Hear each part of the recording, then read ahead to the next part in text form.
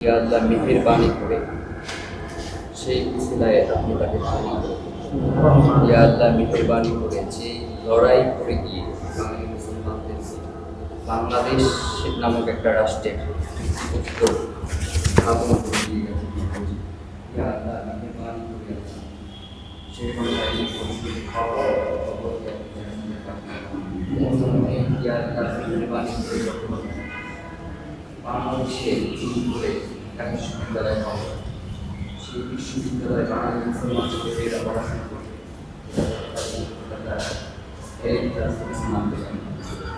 তাদের সুবিধা করে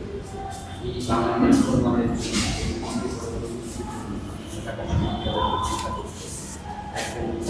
ভূমিকা পালন করেছিলেন নিজের বাড়ি সেই ছেলেমেয়েদের নিজের বাড়ি করে লাখো তাদের বস্তু দিয়ে চীন হকারী মুসলমান সহ বেশ কয়েকটি জাতি এবং গোষ্ঠীর জন্য আলাদা আলাদা স্বাধীন রাষ্ট্রে সফল রেখেছিলেন মানুষ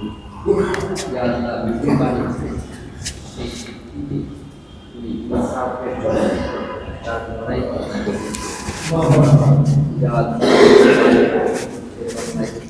হবে